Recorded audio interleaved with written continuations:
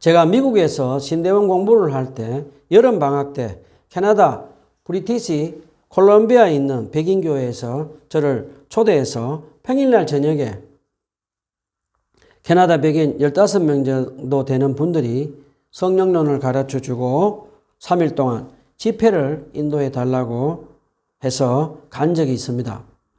제가 시애틀에서 배를 타고 캐나다 브리티시 콜롬비아로 가면서 배가 얼마나 세게 달리고 흔들리는지 저는 멀미약을 먹고 갈 수가 있었습니다.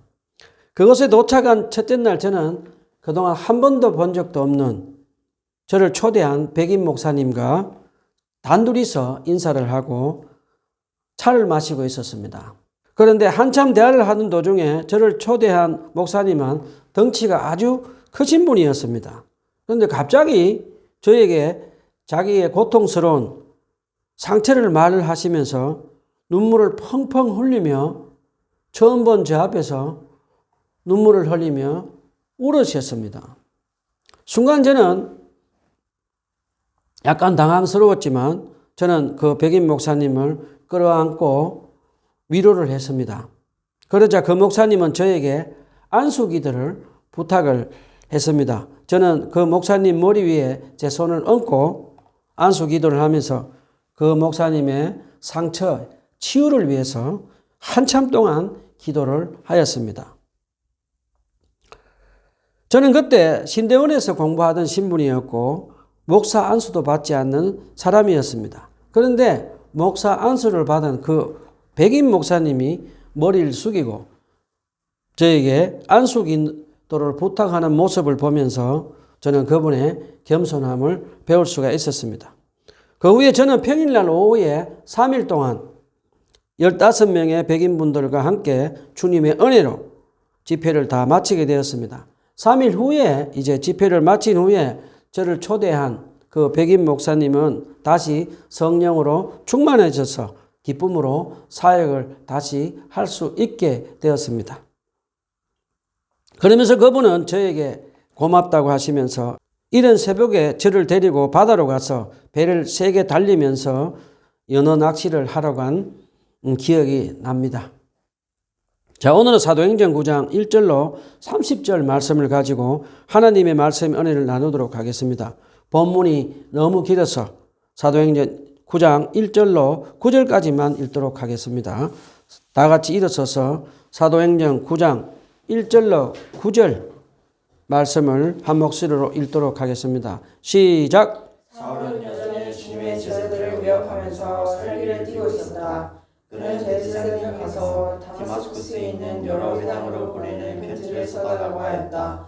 그는 돌을 믿는 사람은 남자나 여자나 가리지 않고 닥치는 대로 벗어 예루살렘으로 끌고 오는 것이었다. 사울이 길을 가다가 다마스쿠스 가까이에 이르렀을 때 갑자기 하늘에서 환한 빛이 그를 둘러비추었다. 그는 땅에 엎어졌다. 그리고 그는 사울아 사울아 내가 왜 나를 핍박하느냐 하는 음성을 들었다. 그래서 그가 주님 누구십니까 하고 물으니 나는 내가 핍박하는 예수다. 일어나서 성 안으로 들어가거라. 내가 해야 할 일을 일러줄 사람이 있을 것이다 하는 음성이 들려왔다. 그와 동행하는 사람들은 소리를 들었으나 아무도 보이지 않으므로 말을 못하고 멍하게 서 있었다. 사울은 땅에서 일어나서 눈을 떴으나 아무것도 볼 수 없었다. 그래서 사람들이 그의 손을 들고 다마스쿠스로 데리고 왔다. 그는 사흘 동안 앞을 보지 못하는 상태에서 먹지도 않고 마시지도 않았다. 우리는 오늘 기독교 역사에서 가장 위대한 인물 중에 한 사람인 사울이라는 청년이 회심해서 나중에 사도 바울이 되어 이방인들에게 하나님 나라 복음을 전한 사람에 대해서 한번 알아보도록 합시다.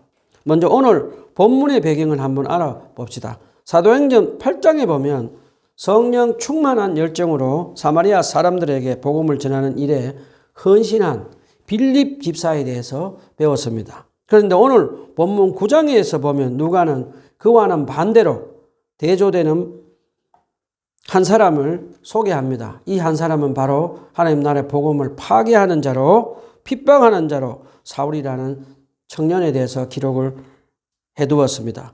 본문 9장 1절에서 2절에 보면 유대교에 헌신한 이 사울이라는 바리새인 청년은 악한 사단의 자식들인 산헤드린 공의회로부터 이단으로 정죄된 스데반 집사를 죽이는 데만 만족하지 않았습니다. 마치 며칠을 굶주린 사자가 먹이를 먹고 피맛을 본 것처럼 살기등등한 사울은 이단 집단들인 그리스도인들을 여자 남자 구별 없이 모조리 잡아서 감옥에서 가두고 죽일 생각으로 가득 차서 지금 행동을 하고 있습니다. 마침내 사울은 대제사장으로부터 그리스도인들을 잡아도 된다는 체포 영장을 가지고 지금으로 말하면 시리아 다메섹으로 지금 향합니다. 다메섹에는 악마들의 자식인 예루살렘 산헤드린 공의회 종교 지도자들의 박해를 피해서 그리스도인들은 다메섹에서 함께 모여서 살고 있었습니다. 이들은 마치 미국에 사는 교포들이 한인타운을 세워서 모여서 살고 있듯이 다메섹에서 그리스도인들은 그리스도인 타운을 이루어서 함께 모여서 살고 있었습니다. 자, 이제 본문 9장 3절에 보면 살기등등한 사울이 한참을 다메섹으로 길을 가고 있는데 갑자기 하늘로부터 초자연적인 환한 빛을 사울에게 비추자 그 빛을 보고 사울은 땅바닥에 꼬꾸라지고 맙니다. 우리 여기서 잠깐 질문을 한번 해봅시다. 사울이 보고 땅에 꼬꾸라진 이 초자연적인 빛은 어떤 빛일까요? 사도행전 22장과 26장 13절에 기록된 나중에 사울의 자신이 말을 빌리면 이때에 비친 이 빛은 태양보다 더 밝은 빛이라고 간증을 했습니다. 사실 이 빛은 하나님 자신이신 그리스도의 영광을 보여주는 빛입니다. 사울에게 나타난 예수 그리스도의 이 빛은 출애굽기 3장에 보면 모세가 광야에서 주의 사자가 가시떨기 나무 불꽃을 통해서 나타났을 때 광야에서 그가 그 빛을 보고 얼굴을 감히 들지도 못했듯이 사울은 지금 죽음에서 부활하셔서 살아계셔서 하나님 보좌 우편에 계시며 세상 만물을 다스리시며 이 우주보다 크신 예수 그리스도의 영광의 빛을 보고 눈을 뜨지 못하고 순간적으로 장님이 되어버립니다. 자, 이제 본문 9장 4절에 장님이 되어버린 사울에게 보면 그때 하늘로부터 사울아 사울아 내가 왜 나를 핍박하느냐라는 음성을 듣습니다. 하늘로부터 나오는 예수 그리스도의 영광의 빛을 보고 장님이 된 사울에게 한 번도 만난 적이 없는 예수 그리스도께서 지금 부드럽게 사울아 사울아라고 그의 이름을 두 번씩이나 부르면서 사울을 지금 책망하고 계십니다. 누가복음 10장 41절에도 보면 예수님이 마르다야 마르다야라고 이름을 두 번이나 부르는 것은 예수님이 상대방을 정감 있게 부를 때 사용하시는 것을 우리에게 가르쳐 줍니다. 지금 예수님은 사울아 사울아 사울의 이름을 두 번씩이나 부르면서 정감 있게 부르시면서 사울을 지금 책망하고 계시는 말씀을 하시는 것을 우리가 알 수가 있습니다. 그런데 예수님은 왜 사울에게 예수님을 핍박한다고 책망하는 말씀을 하셨을까요? 사실 그동안 사울이 핍박한 것은 교회와 그리스도인들입니다. 그런데 지금 예수 그리스도께서 이를 사울이 지금 자신을 핍박하신 것으로 말씀하고 있습니다. 왜 그렇게 말씀을 하셨을까요? 예수님이 사울에게 하신 말씀의 뜻은 사울아 내가 나의 교회를 핍박하는 것은 바로 나를 핍박하는 것이라는 말씀의 뜻입니다. 예수 그리스도는 우리의 머리가 되시고 우리는 예수 그리스도의 몸이 되기 때문에 예수님이 지금 사울이 교회를 핍박하는 것은 바로 예수님을 핍박하는 것이라고 지금 가르쳐주고 계시는 것입니다. 자, 우리는 여기서 우리 구주 예수 그리스도께서는 몸된 교회가 핍박을 받을 때 우리를 과처럼 내버려 두지 않으시고 항상 지켜보시고 늘 돌봐주시는 것을 가르쳐 줍니다. 우리가 신앙생활 하다가 세상 사람들로부터 핍박을 받을 때 항상 기억하고 잊지 말 것은 예수 그리스도께서 우리를 늘 지켜보시고 돌봐주고 계시는 것을 믿고 살아가야겠습니다. 자, 이제 다시 본문으로 돌아갑시다. 예수 그리스도께서 사울아 사울아 왜 나를 핍박하느냐라는 말씀을 듣고 본문 9장 5절에 보면 사울은 주님 누구십니까? 라고 질문을 합니다. 사울이 주라고 말한 주에 해당하는 이 헬라어는 키리오스, 영어로는 로드라고 합니다. 이 말은 자기보다 높은 존재나 하나님께 사용되는 것입니다. 사울은 지금 초자연적인 빛으로 자기를 비추어 눈을 멀게 하고 사울아 사울아 두 번씩이나 자기 이름을 부르는 분이 초자연적인 분이라는 것을 알지만 그분이 예수 그리스도인 줄을 모르고 지금 있습니다. 사울은 그냥 초자연적인 분에게 주님 누구십니까? 라고 질문을 합니다. 그러자 사울의 질문에 주님은 나는 내가 핍박하는 예수다 라고 대답을 하십니다.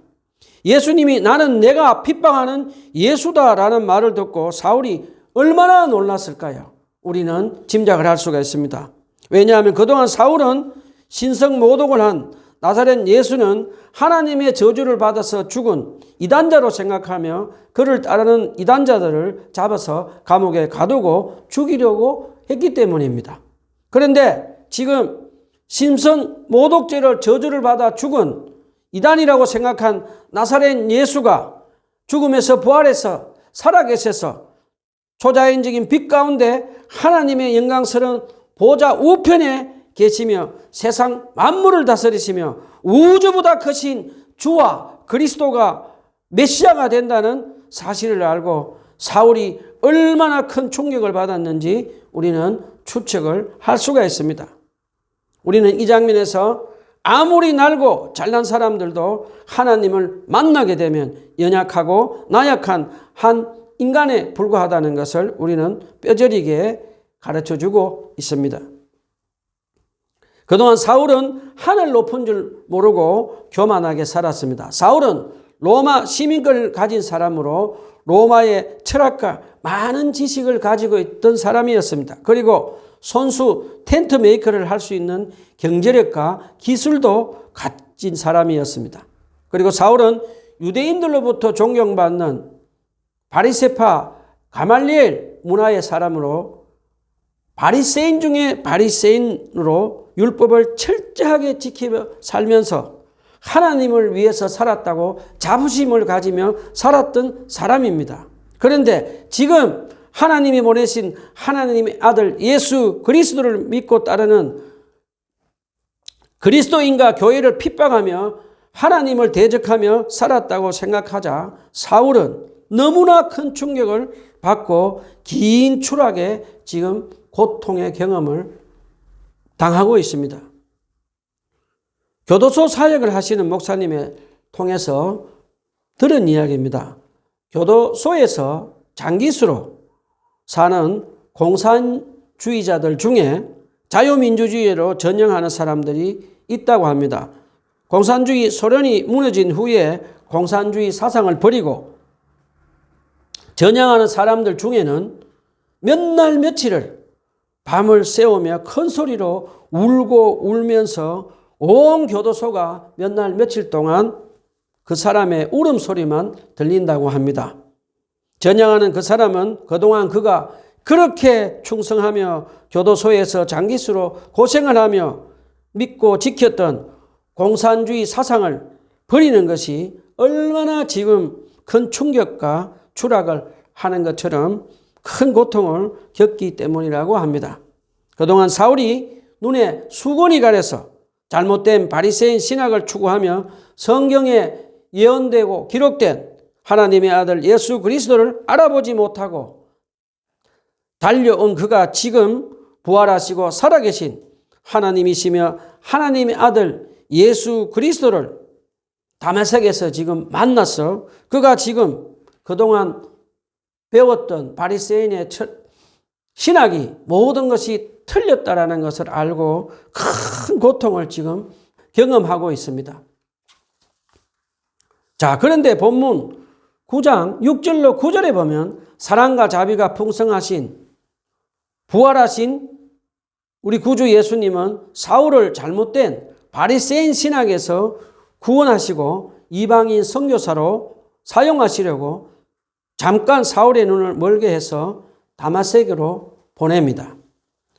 예수님은 큰 충격에 빠져서 3일 동안 금식을 하며 눈을 못 보는 장님으로만 지내도록 하시지 않고 사울에게 경건한 영적 선배인 아나니아를 준비시켜 주시며 사울이 영적으로 거듭나는 과정을 우리에게 가르쳐 줍니다. 아나니아는 누굴까요? 아나니아는 아마도 악한 사단의 자식들인 예루살렘 사내들인 공의의 종교 지도자들의 핍박을 피해서 다메섹으로 온 경건한 그리스도인 중에 한 사람인 것으로 추측이 됩니다. 본문 9장 10절로 11절에 보면 경건한 아나니아가 아마도 기도를 하다가 환상 중에 예수님의 부르심을 듣습니다. 그러자 아나니아는 마치 경건한 모세와 아브라함이 사무엘 같은 하나님의 사람들이 하나님이 부르실 때 주여 내가 여기 있나이다 라고 대답을 한 것처럼 대답을 겸손하게 합니다. 자, 아나니아의 지금 행동을 보면 평소 때 늘 기도하며 주님과 친밀한 교제를 하며 성령 충만함으로 주님 뜻에 순종한 경건한 사람임을 우리가 알 수가 있습니다. 자, 이제 예수님은 경건한 아나니아에게 유다 집에 있는 다수 사람 사울이 지금 장님이 되어 기도하고 있는 집으로 찾아가라고 하십니다. 그러면서 예수님은 이미 사울이 기도 중에 아나니아가 찾아와서 안수 기도를 해서 시력을 회복시켜 줄 것을 보았다라고 말씀을 하십니다. 그런데 본문 9장 13절에 보면 예수님의 말씀을 듣고 나서 아나니아는 예수님께 사울이 많은 사람들을 감옥에 잡아넣고 죽이려고 하는 악명 높은 사람이므로 사울에게 찾아가는 것을 지금 꺼려하고 있습니다. 그러자 본문 9장 15절로 16절에 보면 예수님은 사울을 이방인들과 왕들에게 복음을 전할 것으로 선택을 해서 많은 고난을 받을 것이라고 아나니아에게 말을 합니다. 마태복음 16장 24절에 보면 누구든지 예수 그리스도를 따르면서 자신의 십자가를 지고 가야 하며 자신을 부인하지 않으면 안 되는 것을 가르쳐 주셨듯이 예수님은 12사도들에게 가르치신 것처럼 앞으로 사도가 될 바울에게도 똑같이 가르치신 것을 우리에게 가르쳐 줍니다. 자, 우리 여기서 잠깐 질문을 한번 해봅시다. 여러분은 예수님을 믿고 성공하고 출세하라고 예수님을 믿고 따릅니까? 아니면 나를 부인하고 가난과 고난의 십자가를 지고 내 죄를 대속하신 하나님의 아들 예수 그리스도의 복음을 전하며 사시고 계십니까? 스스로 질문을 한번 해 보십시오. 예수 그리스도의 제자가 된다는 것은 나를 부인하고 고난의 십자가를 지고 하나님의 아들 예수 그리스도의 복음을 전하는 것을 꼭 기억하며 삽시다. 자, 이제 3일 동안 금식 기도를 하며 장님이 된 사울에게 예수님은 어떻게 하셨을까요? 사울이 3일 동안 금식 기도를 할 때 아나니아가 와서 안수 기도를 통해서 눈을 다시 보게 하는 것을 보여주셨듯이 예수님은 조용하게 세미한 음성으로 침묵 가운데 기도하는 사울에게 많은 음성을 들려주실 것으로 추측이 됩니다. 자, 이제 본문 9장 17절로 19절에 보면 경건한 아나니아는 예수 그리스도의 명령에 지체 없이 순종하여 사울이 있는 유다 집으로 향합니다. 그는 사울에 대한 의혹과 의심을 버리고 예수님 말씀에 순종하는 모습을 보여줍니다. 자, 아나니아는 사울을 찾아가서 형제 사울이여 라고 지금 부르며 그리스도 안에서 사울을 한 형제로, 가족으로 받아들인 것을 가르쳐 줍니다. 그러면서 아나니아는 예수님의 명령대로 사울에게 안수 기도를 하며 성령 세례를 베푸자 사울은 순간적으로 성령으로 충만하게 되면서 눈에서 비늘이 떨어지며 그의 시력이 회복됩니다. 그 후에 사울은 그의 죄를 고백하고 물 세례를 받고 하나님의 아들 예수 그리스도를 그의 구주로 믿고 구원을 받게 됩니다.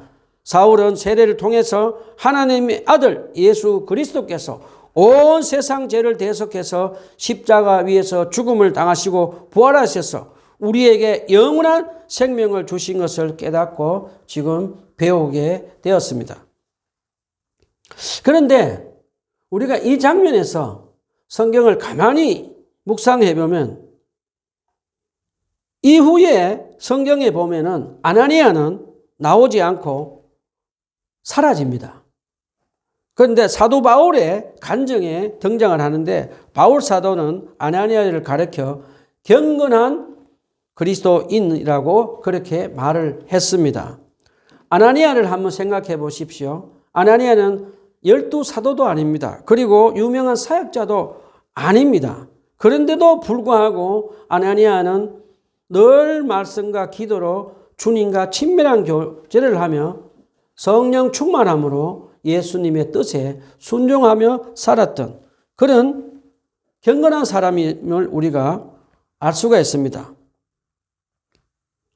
자, 아나니아는 예수님 말씀에 순종해서 사도 바울에게 찾아가서 성령 세례와 물 세례를 베푸고 난 뒤에 일회용으로 하나님께 쓰임을 받고 난 후에 조용히 사라지면서 그는 성숙한 신앙이 있음을 우리에게 가르쳐 줍니다.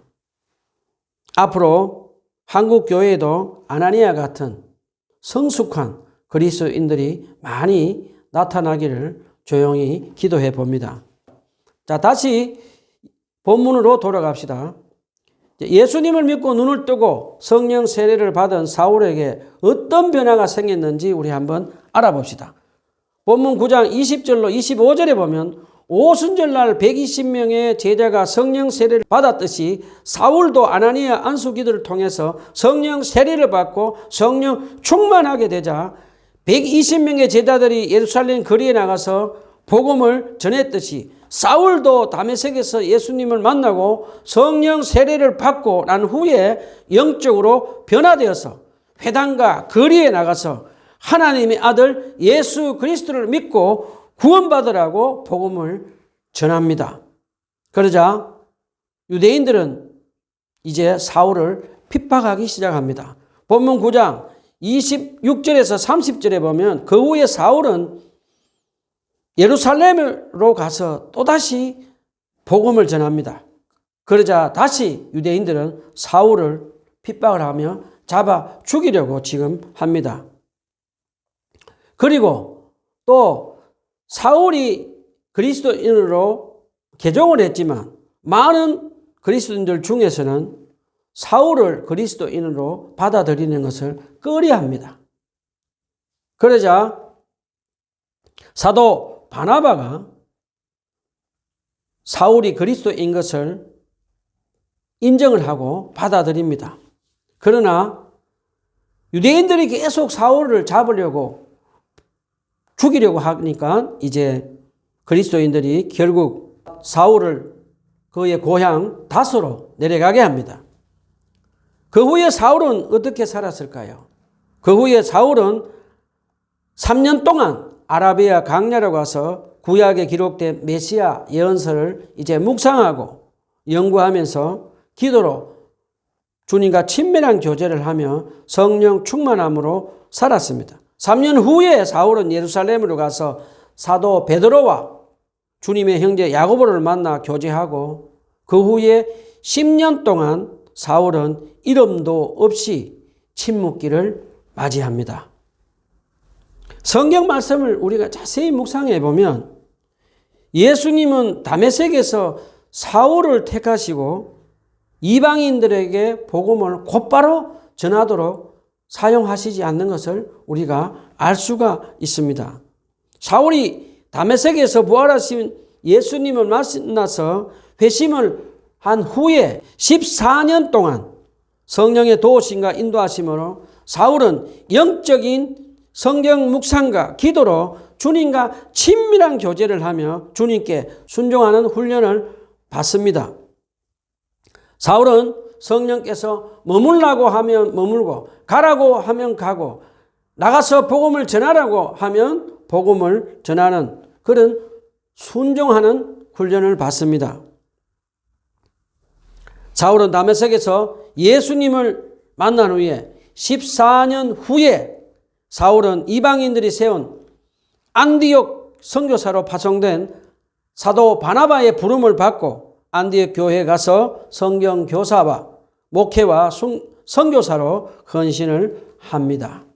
오늘 본문을 통해서 배운 바와 같이 사울은 다메섹에서 부활하신 하나님의 아들 예수 그리스도를 만나서 회심을 하고 성령 세례를 받고 물세례를 받고 난 후에 하나님의 아들 예수 그리스도를 믿고 구원받는 복음을 전했지만 그는 아직 영적으로 어린아이 같은 믿음을 가진 사람에 불과한 것을 우리가 알 수가 있습니다. 그래서 주님은 사울을 긴 세월 동안 성령의 도우심으로 성경 말씀과 기도로 주님과 친밀한 교제를 하며 성령 충만함으로 주님 뜻에 순종하는 그릇으로 만드신 후에 14년 만에 이방인들에게 복음을 전하며 고난받는 그릇으로 사용하는 것을 우리가 알 수가 있습니다.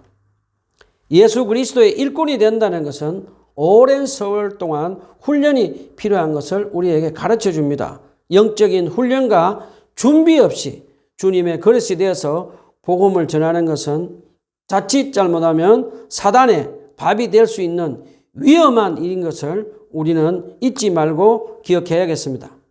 제가 영국에서 미국에서 신학교에서 신대원에서 공부를 할 때 같이 공부하러 온 신학생들과 신대원생들을 보면서 그들은 성경 말씀을 한 번도 읽지도 않고 성령으로 거듭나서 하나님의 아들 예수 그리스도를 인격적으로 만나지도 않았고 또 믿지도 않으면서도 종교 선생이나 목회자가 되어서 돈을 벌려고 공부하는 것을 보면서 참으로 안타깝다는 생각이 들었습니다. 저는 37살 때 예수원에서 하나님의 은혜로 나의 죄를 고백하고 하나님의 아들 예수 그리스도를 나의 구주로 고백하고 성령으로 거듭나게 되었습니다. 그 후에 저는 강원도 예수원에서 4년 동안 성경 말씀을 묵상하고 기도하고 주님과 친밀한 교제를 하며 영적인 경건한 훈련을 받았습니다. 그 후에 저는 영국과 미국 신학교에서 신학 공부를 하면서 성령님의 도우심으로 매일 성경 말씀을 묵상하고 기도하며 주님과 친밀한 교제를 하며 성령 충만함으로 10년 동안 주님 뜻에 겸손하게 순종하면서 사는 경건의 훈련을 받았습니다. 그 후에 저는 가정교회를 하며 자비량으로 일을 하면서 10년 동안 살았습니다. 약 2년 전에 주님께서 하나님 나라 복음을 전하라는 주님의 음성을 듣고 저는 지하방에서 순종을 하며 한 영혼이라도 구원하는 간절한 마음으로 복음을 전하며 전도하며 살고 있습니다. 자, 말씀을 정리합시다. 우리는 어떻게 살아야 할까요?